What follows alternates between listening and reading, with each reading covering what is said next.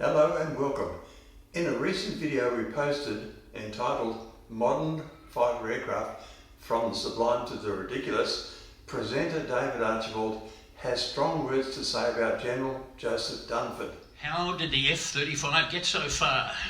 Well, it almost died a few times, but it was going to die in 2015 until a bloke called James Dunford, who was running the US Marine Corps at the time, declared initial operating capability when this thing could hardly move at all, take off. Lockheed Martin at the time expected it to die, but that decision by the Marine Corps kept it alive, all three variants. 4 months, 11 days after retiring, he ended up being chairman of the Joint Chiefs of Staff. He joined the Lockheed Martin board.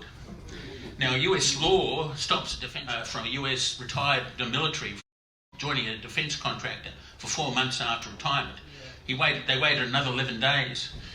That means his bum will never sit on commercial aircraft. He'll be on one of Lockheed Martin's Gulfstreams. It is hard to reconcile these comments with this man here seen giving a farewell address to the United States Joint Forces upon resigning as chairman of the Joint Chiefs of Staff.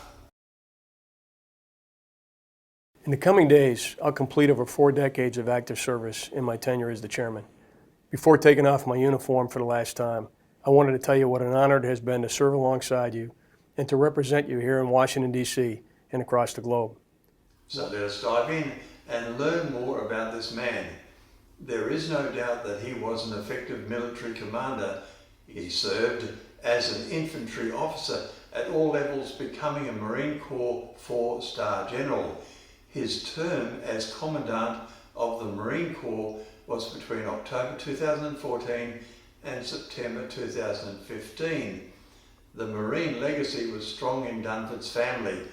His father served as a Marine in the Korean War, and 3 of his uncles were Marines during World War II. President Barack Obama nominated Dunford to be the next chairman of the Joint Chiefs of Staff in May 2015, and nominated for a second term as chairman by President Donald Trump in May 2017. During his Senate confirmation hearings, Dunford made headlines when he identified Russia as the top military threat to the United States, citing its nuclear arsenal and alarming behaviour, notably its ongoing military intervention in eastern Ukraine. During Dunford's term, significant additional power accrued to his office. In 2016, Congress tasked the chairman of the Joint Chiefs with oversight of global military integration. This shift in focus expanded Dunford's role to include a broader consideration of US force projection and asset allocation on a worldwide scale. Many of these strategic decisions previously had been within the purview of civilians in the Defense Department, and critics expressed concern about ceding these responsibilities to the uniformed military.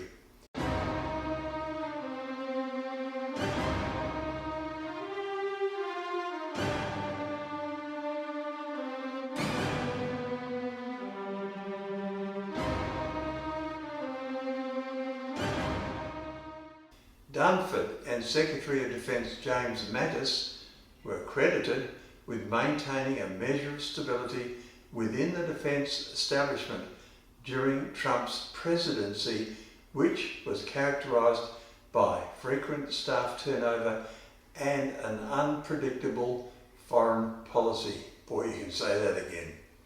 Dunford stepped down as chairman of the Joint Chiefs of Staff on September 30, 2019, declining interview. He was prohibited from accepting work with companies which had military contracts for 4 months upon retirement. Less than 2 weeks after that deadline, on the 10th of February 2020, he joined the board of defence contractor Lockheed Martin, serving on the Classified Business and Security Committee and Nominating and Corporate Governance Committee. In other words, with inside knowledge working for the benefit of Lockheed Martin, critics of US military spending have long complained of a revolving door between Pentagon leadership and the defence industry.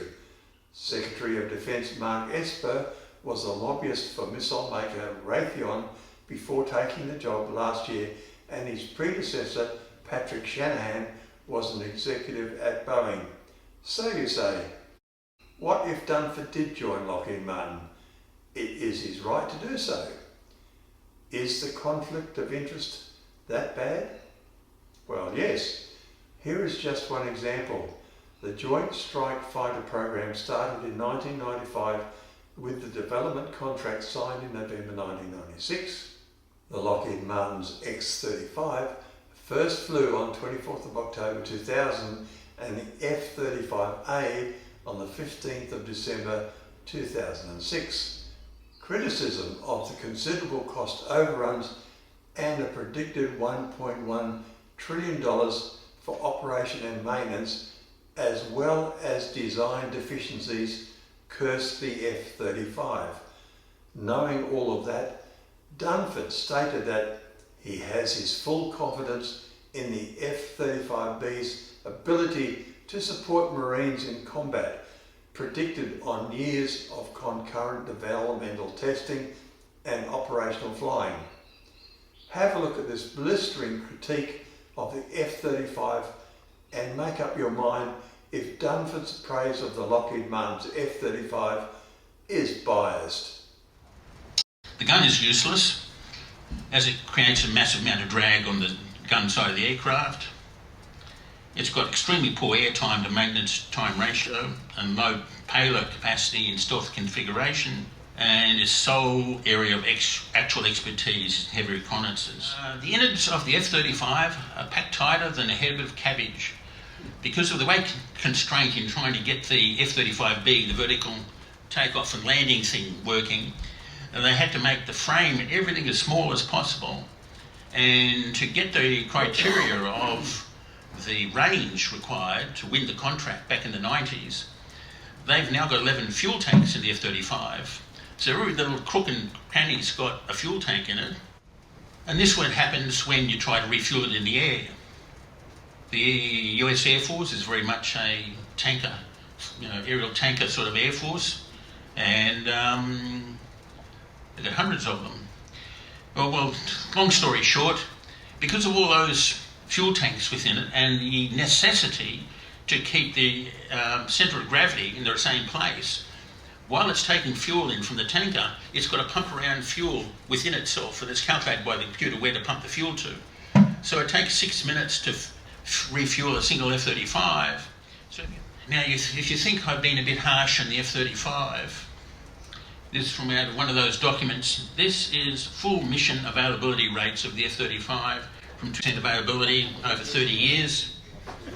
The F-22 is around about the 50% mark, and the F-35 is now lower than the F-22 at less than 5 years of age. It doesn't bode well for availability. The US Air Force abandoned a new engine in favour of upgrades to the existing engine.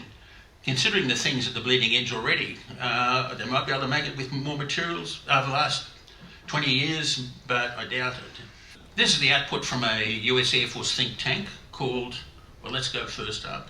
The then acting Secretary of Defence of the US in January 2001 called the F-35 a piece of shit in a public meeting. Now he gets access to more data and articles that I do, but come to that conclusion. It would be naive to think that the offering of jobs to past military, in fact, any government department's officials, by companies, is rare. Not so. It happens everywhere. Thank you for watching. Liking, subscribing, and hitting the notify bell helps a lot.